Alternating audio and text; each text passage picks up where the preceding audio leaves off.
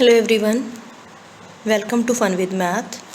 हाँ जी, आप साइंस थ्योरी की फस्ट क्लास डन कर चुके हैं, जिस दे विच आपां मोशन चैप्टर डिस्कस करिया सी। ठीक, जो अज अपनी सैकेंड क्लास है साइंस थ्योरी की, तो इस दे विच आपां जो न्यू चैप्टर स्टार्ट करांगे उसका नाम है force and Newton law of motion. ठीक है, जो ETT second paper and ward attendant के पेपर लई जो साइंस पूछी जाती है उन्होंने आपां इन्हां क्लासां दे विच कवर कर रहे हैं। प्लस तुसीं पंजाब स्टेट लैवल ते कोई भी एग्जाम दिंदे हो जो उसदे विच जनरल साइंस पूछी जाती है, वो आपां इन्हां क्लासां दे विच कवर करांगे। हाँ जी, अपने चैप्टर का नाम है जो अज आपां स्टार्ट कर रहे हैं न्यू चैप्टर, उसका नाम है फोर्स। ठीक, आपां फोर्स बारे डिफाइन करांगे, फोर्स की हुंदा है। ठीक, अपनी लाइफ दे विच तुसीं डेली लाइफ दे विच बहुत एक्टिविटीज़ ऑब्जर्व करते हो, जिद्दां चेयर नूं लिफ्ट करके उसकी पोजीशन चेंज करना, अलमीरा नूं पुश करना जां उहनूं पुल करना, उसकी पोजीशन चेंज करना। ठीक, अपने रूम दे डोर नूं तुसीं क्लोज करना जां ओपन करना, उसनूं पुश करना जां पुल करना। ठीक है, इदां दीयां बहुत एक्टिविटीज़ तुसीं अपनी डेली लाइफ दे विच करते हो, उन्होंने ऑब्जर्व करते हो। ठीक है, जो ये पुश करते हो जां पुल करते हो किसी थिंग नूं, किसी ऑब्जेक्ट नूं, किसी बॉडी नूं, तां ओह की है। ठीक है, वो किहदे कारण पॉसीबल नहीं है। जो किसी ऑब्जेक्ट नूं तुसीं पुल कर रहे हो, पुश कर रहे हो, तो इफेक्ट्स ने वो किहदे करके पॉसीबल ने, वो फोर्स करके ही पॉसीबल ने। ठीक है, किसी बॉडी नूं पुश करना और पुल करना किसी ऑब्जेक्ट नूं, उसदे विच एक्सलरेशन प्रोड्यूस हो जाती है उसके उपर पुश या पुल करन दे नाल, उसे नूं ही आपां की बोलते हैं, फोर्स बोलते हैं। ठीक है जी, हाँ जी, एक्सलरेशन का मतलब की है, अगर बॉडी मोशन दे विच है तो वह स्टॉप हो जाएगी। ठीक है, अगर वह बॉडी रेस्ट दे विच पई है तो वह बॉडी मूव करना स्टार्ट कर देगी। ठीक, इसे नूं ही आपां फोर्स का नाम दिंदे आ। With the help of diagram समझते हैं। फस्ट डायग्राम दे विच की है, एक पर्सन है जो डोर नूं पुश कर रहा है। ठीक है, जिस दे नाल डोर की हो जाएगा, क्लोज हो जाएगा। सैकेंड डायग्राम दे विच की है, एक पर्सन है जो डोर नूं पुल कर रहा है, जिसकी हेल्प नाल की हो जाएगा, डोर ओपन हो जाएगा। ये पुश एंड पुल दोनों इफेक्ट्स ने जो है किनू शो कर रहे ने, फोर्स नूं। किसी ऑब्जेक्ट नूं पुश करना या पुल करना ही की है, फोर्स है, जिहदे करके की होएगा, ऑब्जेक्ट दे विच कुछ चेंज आएगा, उस नूं आपां फोर्स का नाम दिंदे हां। ठीक है जी, फोर्स के अगर आप फॉर्मूले नूं देखिए तो फोर्स का जो फॉर्मूला है वह है F = ma। Here F stands for the mass, just wait, F stands for the force and M stands for mass and A stands for acceleration। ठीक है जी, फोर्स का जो फॉर्मूला है वो है F = ma। इत्थों तुहानूं पेपर दे विच डायरैक्ट न्यूमेरिकल आ जाते हैं जो इस फॉर्मूले ते बेस्ड होंदे ने, सो फॉर्मूला याद रखना है। ठीक, हाँ जी, इस तो बाद आप SI यूनिट की गल करते हैं कि फोर्स की SI यूनिट की है। SI यूनिट है जो फोर्स की, वो है न्यूटन। ठीक है जी, फोर्स की SI यूनिट न्यूटन ही क्यों है, क्योंकि न्यूटन एक साइंटिस्ट सी जिन्हां ने आपां नूं फोर्स बारे दस्सिया सी, जिन्हां ने फोर्स नूं डिफाइन कीता सी। ठीक है, इन्हां दे नाम तो ही फोर्स की जो यूनिट का नाम न्यूटन पिया है। ठीक, इस तो बाद आप डिस्कस करते हैं कि force can do 3 things on a body. जो किसी बॉडी नूं पुश किया जाता है, पुल किया जाता, तो उस बॉडी ते इफेक्ट्स की होंदे ने। ठीक है, उस बॉडी के उत्ते की असर पैंदा गा। हाँ जी, फस्ट है जो है, it can change the speed of a body. अगर फोर्स अप्लाई किया जाता, किसी बॉडी नूं पुश या पुल किया जाता गा, तो उसकी स्पीड दे विच चेंज आ जाता है। ठीक है, उसकी स्पीड इनक्रीज़ हो जाती है और या डिक्रीज़ हो जाती है। ठीक है, मीनस स्पीड दे विच चेंज आता गा अगर आपां किसी बॉडी के उत्ते फोर्स अप्लाई करते हैं। हाँ जी, with the help of example समझते हैं कि किस तरह स्पीड दे विच चेंज आ जाता। एक एग्जाम्पल के थ्रू समझते हैं। हाँ जी, छोटे हुंदियां ने तुसीं स्विंग के उपर जरूर बैठे होंगे तुसीं। ठीक है, स्विंग के उपर जरूर बैठे होंगे। अगर जदों तुसीं स्विंग के उपर बैठे हुंदे हो तो तुसीं अपनी स्विंग की जो स्पीड है उन्होंने इनक्रीज़ या डिक्रीज़ करन लई तुहाडे एक पीछे एक परसन खड़ा हुंदा, तुहाडे एल्डर्स या तुहाडे फ्रेंड्स। ठीक है, तो वो एक एल्डर की करता है, तुहानूं पुश करता है, तो जिहदे नाल तुहाडे स्विंग की जो स्पीड हुंदी है वो की हो जाती है, इनक्रीज़ हो जाती है। ठीक है, पुश करन दे नाल जो स्पीड है स्विंग की वो इनक्रीज़ हो जाती है। ठीक है, अगर तुहाडी स्पीड नूं डिक्रीज़ करना है, तुसीं स्विंग तो रुकना है। ठीक है, तो तुहाडा एल्डर की करता है, तुहानूं पुश करना स्टार्ट कर दिंदा है। ठीक है, ਪੁਸ਼ ਕਰਨ ਦੇ ਨਾਲ ਕੀ ਹੋ ਜਾਂਦੀ ਹੈ, ਤੁਹਾਡੀ ਸਪੀਡ ਹੈ ਜੋ ਸਵਿੰਗ ਦੀ ਸਪੀਡ ਹੈ ਉਹ ਕੀ ਹੋ ਜਾਂਦੀ ਹੈ, ਡਿਕਰੀਜ਼ ਹੋ ਜਾਂਦੀ ਹੈ। ਠੀਕ ਹੈ, ਜੋ ਸਵਿੰਗ ਦੇ ਉੱਪਰ ਬੈਠੇ ਹੋ ਤੁਸੀਂ ਤਾਂ ਪਿੱਛੋਂ ਫੋਰਸ ਅਪਲਾਈ ਹੋ ਰਿਹਾ, ਇਫੈਕਟਸ ਅਪਲਾਈ ਹੋ ਰਹੇ ਨੇ। ਠੀਕ ਹੈ, ਪੁਸ਼ ਕਰ ਰਿਹਾ ਤਾਂ ਸਪੀਡ ਇਨਕਰੀਜ਼ ਹੋ ਰਹੀ ਹੈ, ਪੁੱਲ ਕਰਨ ਦੇ ਨਾਲ ਕੀ ਹੋ ਰਹੀ ਹੈ, ਸਪੀਡ ਡਿਕਰੀਜ਼ ਹੋ ਰਹੀ ਹੈ। ਤਾਂ ਜਦੋਂ ਵੀ ਕੋਈ ਇਫੈਕਟ ਜਾਂ ਕੋਈ ਫੋਰਸ ਅਪਲਾਈ ਕੀਤਾ ਜਾਂਦਾ, ਫੋਰਸ ਅਪਲਾਈ ਕਰਨ ਦੇ ਨਾਲ ਓਬਜੈਕਟ ਦੀ ਬੋਡੀ ਦੀ ਸਪੀਡ ਦੇ ਵਿੱਚ ਚੇਂਜ ਆ ਜਾਂਦਾ, ਜਾਂ ਉਹ ਇਨਕਰੀਜ਼ ਹੋ ਜਾਂਦੀ ਹੈ ਸਪੀਡ ਜਾਂ ਡਿਕਰੀਜ਼ ਹੋ ਜਾਂਦੀ ਹੈ। ਠੀਕ ਹੈ ਜੀ, ਇੱਕ ਐਗਜ਼ਾਮਪਲ ਹੋਰ ਲੈਂਦੇ ਹਾਂ ਸਪੀਡ ਦੇ ਉੱਪਰ। ਹਾਂਜੀ, ਤੁਸੀਂ ਜਿਸ ਟਾਈਮ ਛੋਟੇ ਹੁੰਦਿਆਂ ਨੇ ਬਾਈਸਾਈਕਲ ਚਲਾਉਣੀ ਸਿੱਖੀ ਹੋਣੀ।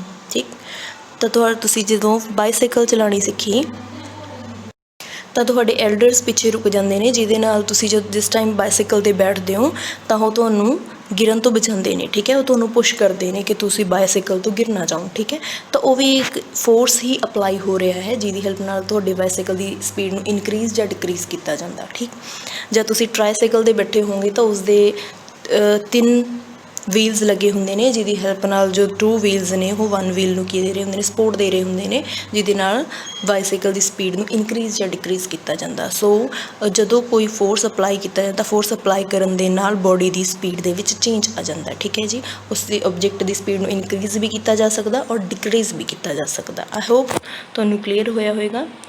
ਹਾਂਜੀ, ਸੈਕਿੰਡ ਜੋ ਹੈ, ਜੋ ਚੇਂਜ ਆਉਂਦਾ ਹੈ ਫੋਰਸ ਅਪਲਾਈ ਕਰਨ ਦੇ ਨਾਲ, ਉਹ ਹੈ it can change the direction of motion of a body, ਕਿ ਬੋਡੀ ਦੀ ਮੋਸ਼ਨ ਦੇ ਨਾਲ ਡਾਇਰੈਕਸ਼ਨ ਦੇ ਵਿੱਚ ਵੀ ਚੇਂਜ ਆ ਜਾਂਦਾ ਹੈ। ਠੀਕ ਹੈ ਜੀ, ਸਮਝਦੇ ਐਗਜ਼ਾਮਪਲ ਦੇ ਨਾਲ। ਤੁਸੀਂ ਫੁੱਟਬਾਲ ਮੈਚ ਦੇਖੇ ਹੋਣੇ। ਫੁੱਟਬਾਲ ਮੈਚ ਦੇ ਵਿੱਚ ਕੀ ਹੁੰਦਾ ਹੈ, ਇੱਕ ਪਲੇਅਰ ਫੁੱਟਬਾਲ ਨੂੰ ਹਿੱਟ ਕਰਦਾ ਹੈ। ਠੀਕ ਹੈ, ਇੱਕ ਪਲੇਅਰ ਫੁੱਟਬਾਲ ਨੂੰ ਹਿੱਟ ਕਰਦਾ ਹੈ, ਜਿਸ ਦੇ ਨਾਲ ਉਹ ਇੱਕ ਹੋਰ ਡਾਇਰੈਕਸ਼ਨ ਦੇ ਵਿੱਚ ਬਾਲ ਚਲੀ ਜਾਂਦੀ ਹੈ। ਠੀਕ, ਜੋ ਆਪੋਜ਼ਿਟ ਟੀਮ ਦਾ ਪਲੇਅਰ ਹੈ ਉਹ ਵੀ ਫੁੱਟਬਾਲ ਨੂੰ ਹਿੱਟ ਕਰੇਗਾ। ਠੀਕ ਹੈ, ਜੋ ਫੁੱਟਬਾਲ ਦੀ ਜੋ ਡਾਇਰੈਕਸ਼ਨ ਹੈ ਉਹ ਇਸ ਡਾਇਰੈਕਸ਼ਨ 'ਚ ਚਲੀ ਜਾਏਗੀ। ਇੱਥੇ ਜੋ ਵੀ ਪਰਸਨ ਹੈ, ਜਿਸ ਵੀ ਟੀਮ ਦਾ ਹੈ, ਉਹ ਫੁੱਟਬਾਲ ਨੂੰ ਹਿੱਟ ਕਰੇਗਾ, ਕਿੱਕ ਕਰੇਗਾ, ਤਾਂ ਫੁੱਟਬਾਲ ਦੀ ਡਾਇਰੈਕਸ਼ਨ ਕਿਸੇ ਹੋਰ ਡਾਇਰੈਕਸ਼ਨ ਵਿੱਚ ਹੋ ਜਾਏਗੀ। ਠੀਕ ਹੈ, ਤਾਂ ਇਟ ਮੀਨਸ ਦੈਟ ਜਦੋਂ ਵੀ ਫੋਰਸ ਅਪਲਾਈ ਕੀਤਾ ਜਾਂਦਾ, ਇਹ ਪਰਸਨ ਨੇ ਜਦੋਂ ਕਿੱਕ ਕੀਤਾ ਤਾਂ ਇਹਨੇ ਕੁਛ ਫੋਰਸ ਅਪਲਾਈ ਕੀਤਾ, ਜਿਸ ਦੇ ਨਾਲ ਬੋਡੀ ਦੀ ਜੋ ਡਾਇਰੈਕਸ਼ਨ ਹੈ ਉਹ ਚੇਂਜ ਹੋ ਗਈ। ਮੋਸ਼ਨ ਦੀ ਜਿਸ ਮੋਸ਼ਨ ਦੇ ਵਿੱਚ ਸੀ ਉਹ ਡਾਇਰੈਕਸ਼ਨ ਉਸਦੀ ਚੇਂਜ ਹੋ ਗਈ। ਤਾਂ ਜੋ ਇੱਥੇ ਪਲੇਅਰ ਖੜਾ ਸੀ ਤਾਂ ਇਹਨੇ ਵੀ ਕੀ ਕੀਤਾ, ਕੁਛ ਫੋਰਸ ਅਪਲਾਈ ਕੀਤਾ, ਕਿੱਕ ਕੀਤਾ ਬੋਲ ਨੂੰ, ਤਾਂ ਫੋਰਸ ਅਪਲਾਈ ਹੋਇਆ ਤਾਂ ਜੋ ਬੋਲ ਦੀ ਜੋ ਡਾਇਰੈਕਸ਼ਨ ਸੀ ਉਹ ਚੇਂਜ ਹੋ ਗਈ। ਠੀਕ ਹੈ, ਤਾਂ ਇਟ ਮੀਨਸ ਜਦੋਂ ਵੀ ਉਸਦੇ ਉੱਤੇ ਫੋਰਸ ਅਪਲਾਈ ਕੀਤਾ ਜਾਂਦਾ ਤਾਂ ਬੋਡੀ ਦੀ ਜੋ ਡਾਇਰੈਕਸ਼ਨ ਹੈ ਉਹ ਚੇਂਜ ਹੋ ਜਾਂਦੀ ਹੈ। ਠੀਕ ਹੈ, ਹਾਂਜੀ, ਅਗਰ ਆਪਾਂ ਹੋਰ ਐਗਜ਼ਾਮਪਲ ਲਈਏ, ਜਿਵੇਂ ਕਿ ਅਲਮੀਰਾ ਹੈ, ਰੂਮ ਦੇ ਵਿੱਚ ਕੋਈ ਅਲਮੀਰਾ ਰੱਖੀ ਹੋਈ ਹੈ, ਤਾਂ ਤੁਸੀਂ ਰੂਮ ਦੀ ਸੈਟਿੰਗਸ ਨੂੰ ਨਹੀਂ ਹਿਲਾਉਂਦੇ, ਸਿਰਫ ਅਲਮੀਰਾ ਨੂੰ ਹੀ ਹਿਲਾਉਂਦੇ ਹੋ। ਠੀਕ ਹੈ, ਅਲਮੀਰਾ ਨੂੰ ਪੁਸ਼ ਕਰਦੇ ਹੋ ਤਾਂ ਉਸਦੀ ਡਾਇਰੈਕਸ਼ਨ ਨੂੰ ਤੁਸੀਂ ਚੇਂਜ ਕਰਦੇ ਹੋ। ਤਾਂ ਰਿਸਟ 'ਤੇ ਪਈਆਂ ਥਿੰਗਸ ਦੀ ਵੀ ਤੁਸੀਂ ਡਾਇਰੈਕਸ਼ਨ ਚੇਂਜ ਕਰ ਸਕਦੇ ਹੋ, ਔਰ ਮੋਸ਼ਨ ਦੇ ਵਿੱਚ ਕੁਛ ਜੋ ਬੋਡੀਜ਼ ਹੋਣ ਜਾਂ ਓਬਜੈਕਟ ਹੋਣ ਉਹਨਾਂ ਦੀ ਡਾਇਰੈਕਸ਼ਨ ਵੀ ਚੇਂਜ ਹੋ ਜਾਂਦੀ ਹੈ ਅਗਰ ਉਸਦੇ ਉੱਤੇ ਕੁਛ ਫੋਰਸ ਅਪਲਾਈ ਹੋ ਰਿਹਾ। ਠੀਕ, ਥਰਡ ਪੁਆਇੰਟ ਆਪਾਂ ਡਿਸਕਸ ਕਰਦੇ ਹਾਂ, it can change the shape of a body, ਕਿ ਫੋਰਸ ਅਪਲਾਈ ਹੋਣ ਦੇ ਨਾਲ ਬੋਡੀ ਦੀ ਜੋ ਸ਼ੇਪ ਦੇ ਵਿੱਚ ਵੀ ਚੇਂਜ ਆ ਜਾਂਦਾ ਹੈ। ਠੀਕ ਹੈ ਜੀ, let explain it with an example. ਤੁਸੀਂ ਆਪਣੇ ਹੋਮ ਦੇ ਵਿੱਚ ਚਪਾਤੀ ਬਣਦੀ ਜ਼ਰੂਰ ਦੇਖੀ ਹੋਣੀ, ਰੋਟੀ ਬਣਦੀ ਜ਼ਰੂਰ ਦੇਖੀ ਹੋਣੀ। ਠੀਕ ਹੈ, ਰੋਟੀ ਬਣਨ ਦੇ ਟਾਈਮ ਕੀ ਹੁੰਦਾ ਹੈ, ਪਹਿਲਾਂ ਉਹਦਾ ਡਫ ਬਣਾਇਆ ਜਾਂਦਾ, ਡਫ ਤੋਂ ਇੱਕ ਰੋਲ ਬਣਾਇਆ ਜਾਂਦਾ, ਰੋਲ ਤੋਂ ਇਸ ਤੋਂ ਬਾਅਦ ਉਹ ਰੋਲ ਨਾਲ ਉਹਨੂੰ ਪ੍ਰੈਸ ਕੀਤਾ ਜਾਂਦਾ, ਉੱਪਰ ਤੋਂ ਫੋਰਸ ਅਪਲਾਈ ਕੀਤਾ ਜਾਂਦਾ, ਪੁਸ਼ ਕੀਤਾ ਜਾਂਦਾ, ਜਿਹਦੇ ਨਾਲ ਉਹਦੀ ਸ਼ੇਪ ਕੀ ਹੋ ਜਾਂਦੀ ਆ, ਰਾਊਂਡ ਹੋ ਜਾਂਦੀ ਹੈ। ਠੀਕ ਹੈ, ਉਹਦੀ ਸ਼ੇਪ ਚੇਂਜ ਹੋ ਜਾਂਦੀ ਹੈ। ਠੀਕ ਹੈ ਜੀ, ਤਾਂ ਉਹ ਵੀ ਇੱਕ ਐਗਜ਼ਾਮਪਲ ਹੈ ਕਿ ਜਿਸ ਟਾਈਮ ਉਸ ਦੇ ਉੱਪਰ ਫੋਰਸ ਅਪਲਾਈ ਕੀਤਾ ਗਿਆ ਤਾਂ ਉਸਦੀ ਬੋਡੀ ਦੀ ਜੋ ਸ਼ੇਪ ਹੈ ਉਸ ਦੇ ਵਿੱਚ ਕੀ ਆਇਆ, ਚੇਂਜ ਆਇਆ। ਠੀਕ ਹੈ, ਜਿੱਦਾਂ ਜੋ ਬ੍ਰਿਕਸ ਹੁੰਦੀਆਂ ਨੇ, ਇੱਟਾਂ ਹੁੰਦੀਆਂ ਨੇ, ਅਗਰ ਉਹਨੂੰ ਹੈਮਰ ਦੇ ਨਾਲ ਤੁਸੀਂ ਹਿੱਟ ਕਰਦੇ ਹੋ ਤਾਂ ਉਹ ਛੋਟੇ ਛੋਟੇ ਪੀਸਿਸ ਦੇ ਵਿੱਚ ਬ੍ਰੇਕ ਹੋ ਜਾਂਦੀਆਂ। ਤਾਂ ਇਟ ਮੀਨਸ ਅਗਰ ਤੁਸੀਂ ਫੋਰਸ ਅਪਲਾਈ ਕਰ ਰਹੇ ਹੋ ਕਿਸੇ ਵੀ ਓਬਜੈਕਟ ਦੇ ਉੱਪਰ, ਅਗਰ ਤੁਸੀਂ ਫੋਰਸ ਅਪਲਾਈ ਕਰ ਰਹੇ ਹੋ ਤਾਂ ਉਸ ਦੀ ਸ਼ੇਪ ਦੇ ਵਿੱਚ ਵੀ ਚੇਂਜ ਆ ਜਾਂਦਾ। ਠੀਕ ਹੈ, ਫੋਰਸ ਅਪਲਾਈ ਹੋਣ ਦੇ ਨਾਲ। ਹਾਂਜੀ, ਇਹ ਕੁਝ ਇਫੈਕਟਸ ਪੜ੍ਹੇ ਨੇ ਆਪਾਂ ਨੇ ਕਿ ਕਿਸੇ ਵੀ ਮੂਵਿੰਗ ਓਬਜੈਕਟ ਨੂੰ ਅਗਰ ਫੋਰਸ ਅਪਲਾਈ ਹੋ ਰਿਹਾ ਤਾਂ ਮੂਵਿੰਗ ਓਬਜੈਕਟ ਰੈਸਟ 'ਤੇ ਵੀ ਆ ਸਕਦਾ ਹੈ। ਠੀਕ ਹੈ, ਸਟੋਪ ਓਬਜੈਕਟ ਨੂੰ ਆਪਾਂ ਮੂਵ ਵੀ ਕਰਵਾ ਸਕਦੇ ਹਾਂ ਫੋਰਸ ਅਪਲਾਈ ਕਰਕੇ, ਉਹਦੀ ਸਪੀਡ ਦੇ ਵਿੱਚ ਵੀ ਚੇਂਜ ਆ ਜਾਂਦਾ ਅਗਰ ਫੋਰਸ ਅਪਲਾਈ ਹੋ ਰਹੇ ਹਾਂ, ਉਸਦੀ ਡਾਇਰੈਕਸ਼ਨ ਦੇ ਵਿੱਚ ਵੀ ਚੇਂਜ ਹੋ ਜਾਂਦਾ ਹੈ ਔਰ ਉਸਦੀ ਸ਼ੇਪ ਵੀ ਚੇਂਜ ਹੋ ਸਕਦੀ ਹੈ। ਠੀਕ ਹੈ ਜੀ, ਇਹ ਆਪਾਂ ਇਫੈਕਟਸ ਪੜ੍ਹੇ ਨੇ ਕੁਝ ਫੋਰਸ ਦੇ। ਨੈਕਸਟ ਆਪਾਂ ਪੜ੍ਹਾਂਗੇ ਬੈਲੈਂਸ ਫੋਰਸਿਸ। ठीक है। बैलेंस फोर्सेस की होंगे ने, forces are said to be balance forces if they nullify one another and the resultant force is zero. अगर दोनों साइड ਦੇ ਵਿੱਚੋਂ विद हेल्प ऑफ डायग्राम समझते हैं, ठीक है, इस साइड के उपरों भी जो फोर्स है वो 5 न्यूटन लग रहा है, ठीक है, इस साइड तो भी जो फोर्स है वो 5 न्यूटन लग रहा है, ठीक है, दोनों साइड तो इक्वल फोर्स लग रहा है, तो इसनूं बोलिया जाता बैलेंस फोर्स, ठीक है। The forces are said to be balance forces if they nullify one another, जो दोनों के इफेक्ट नूं कैंसल आउट कर रहा होवे उसनूं बोलिया जाता बैलेंस फोर्स, ठीक है। इधर भी 5 न्यूटन है, इधर भी 5 न्यूटन है, तो बॉडी किसी साइड भी मूव नहीं करेगी क्योंकि बैलेंस इक्वल लग रहा है, ठीक है। तो रिजल्टेंट की होएगा जीरो, सो फोर्स रिजल्टेंट की होएगा जीरो, तो इसे नूं ही की बोलिया जाता बैलेंस फोर्स, ठीक है जी। नैक्सट है अपना unbalanced force. When two opposite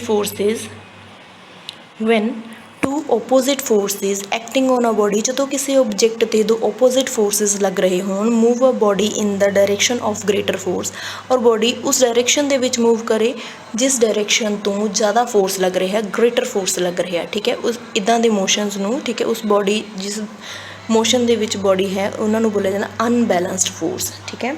like जिद्दां आपां डायग्राम तो समझते हैं अनबैलेंस्ड फोर्स, इस साइड तो जो 5 न्यूटन फोर्स लग रहा है, ठीक है, और इस दी ओपोजिट साइड तो 10 न्यूटन फोर्स लग रहा है, ठीक है। तो बॉडी किस साइड मूव करेगी जिस साइड तो फोर्स ज़्यादा लग रहा है, ठीक है। तो इदां दे फोर्सेस नूं बोलिया जाता अनबैलेंस्ड फोर्स जदों अनइक्वल फोर्स अप्लाई हो रहा होवे, ठीक। इत्थे आपां कुछ कंडीशनस पढ़ते हैं जो तुहानूं कई बार एग्जाम दे विच एज अ न्यूमेरिकल्स पूछे जाते हैं। अगर किसी बॉडी के उत्ते उपर 2 फोर्स लग रहे हैं या 2 तो ज़्यादा फोर्स लग रहे हैं, ठीक है, सेम साइड तो लग रहे हैं, तो फोर्सिस की हो जाते हैं, लैट कर लो ये F1 है एंड ये F2 है, ठीक है। तो दोनों फोर्सिस की हो जाते हैं, ऐड हो जाते हैं, ठीक है।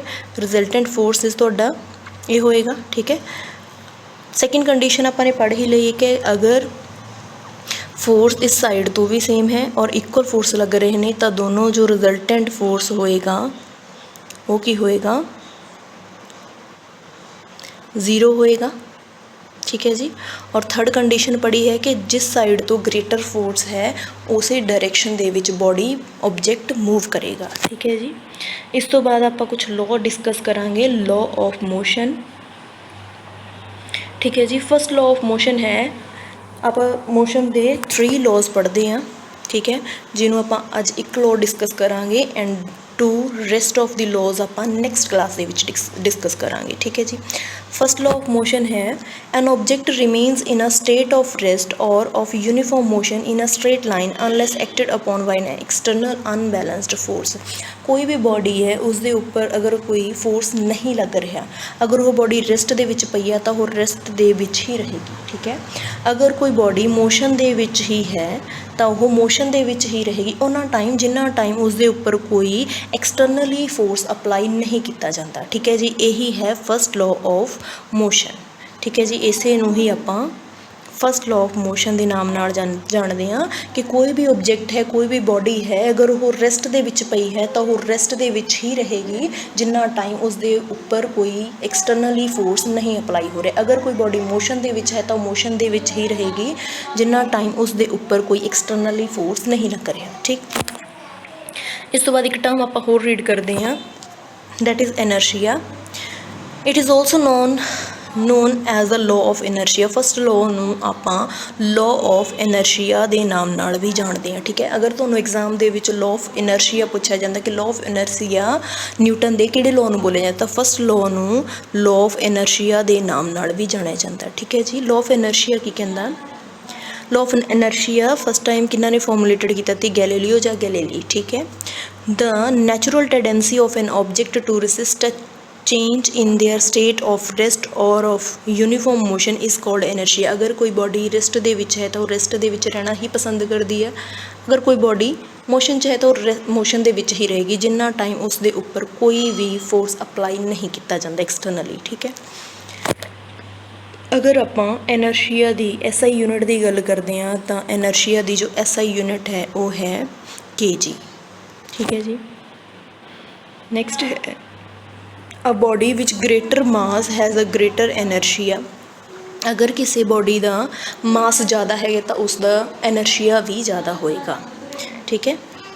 ਲੋ ਆਫ ਇਨਰਸ਼ੀਆ ਨੂੰ ਆਪਾਂ ਕੁਝ ਐਗਜ਼ਾਮਪਲਸ ਰਾਹੀਂ ਸਮਝਦੇ ਹਾਂ।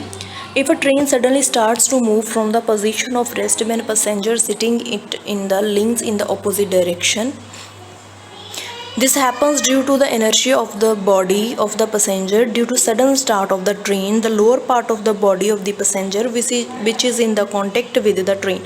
हाँ जी, ਆਪਾਂ डिस्कस करते हैं कि अगर कोई भी पर्सन है जो ट्रेन ਦੇ ਵਿੱਚ ਬੈਠਾ ਹੁੰਦਾ, ठीक है, अगर ਤੁਸੀਂ ਕਦੇ ਟ੍ਰੇਨ ਦਾ ਸਫ਼ਰ ਕੀਤਾ ਹੋਣਾ ਤਾਂ ਤੁਸੀਂ ਉਸ ਦੇ ਵਿੱਚ ਦੇਖਿਆ ਹੋਣਾ ਕਿ ਜਿਸ ਟਾਈਮ ਤੁਸੀਂ ਸੀਟ ਦੇ ਉੱਪਰ ਬੈਠੇ ਹੋ ਔਰ ਅਚਾਨਕ ਟ੍ਰੇਨ ਚੱਲਣੀ ਸਟਾਰਟ ਹੋ ਗਈ, ਠੀਕ ਹੈ, ਔਰ ਸਡਨਲੀ ਟ੍ਰੇਨ ਸਟਾਰਟ ਹੋ ਗਈ, ਉਸਨੇ ਮੂਵ ਕਰਨਾ ਸਟਾਰਟ ਕਰਤਾ ਤਾਂ ਤੁਸੀਂ ਪਿੱਛੇ ਵੱਲ ਨੂੰ ਬੈਕ ਵੱਲ ਨੂੰ ਗਿਰਦੇ ਹੋ, ਠੀਕ ਹੈ। ਕਿਉਂ ਗਿਰਦੇ ਹੋ?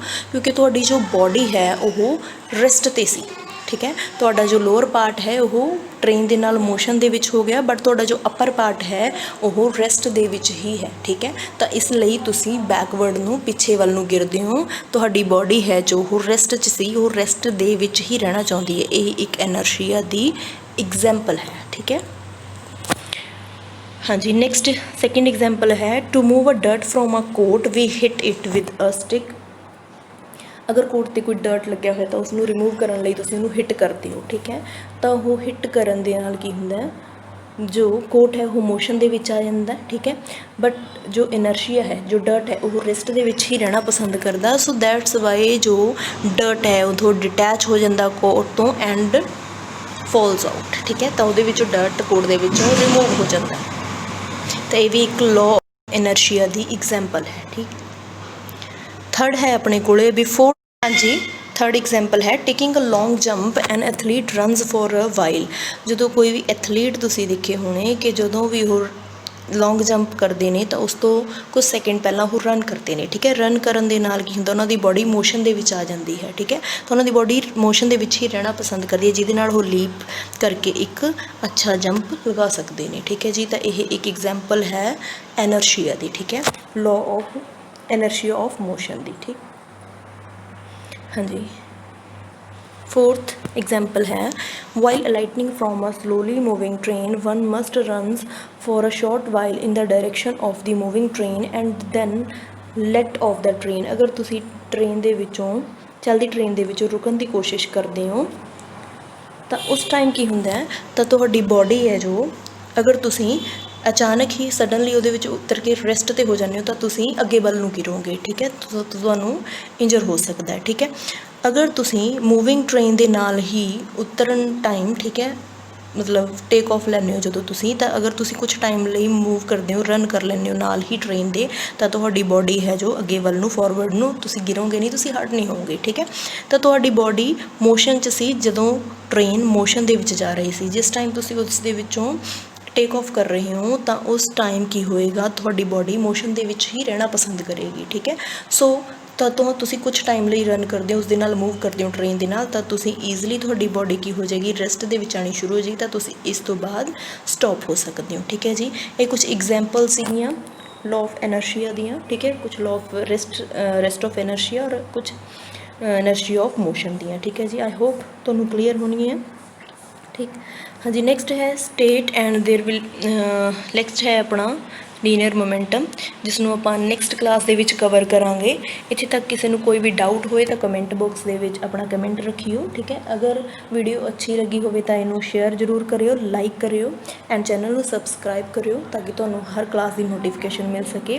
ਹਾਂਜੀ, ਜੋ ਕੱਲ੍ਹ ਆਪਾਂ ਨੇ ਕਵਰ ਕਰਨਾ ਹੈ ਉਹ ਹੈ ਲੀਨੀਅਰ ਮੋਮੈਂਟਮ ਕਵਰ ਕਰਨਾ ਹੈ ਆਪਾਂ, ਠੀਕ ਹੈ। ਇਸ ਤੋਂ ਬਾਅਦ ਸੈਕਿੰਡ ਲਾਅ ਆਫ ਮੋਸ਼ਨ ਵੀ ਕਵਰ ਕਰਨਾ ਹੈ ਅਤੇ ਥਰਡ ਲਾਅ ਆਫ ਮੋਸ਼ਨ ਕਰਾਂਗੇ with the help of many examples and with the diagrams, ਠੀਕ ਹੈ। ਸੋ ਕੱਲ੍ਹ ਦੀ ਕਲਾਸ ਇਸ ਤੋਂ ਵੀ ਇੰਟਰਸਟਿੰਗ ਹੋਣ ਵਾਲੀ ਹੈ। So like and share this class, ਠੀਕ ਹੈ ਜੀ। Thank you.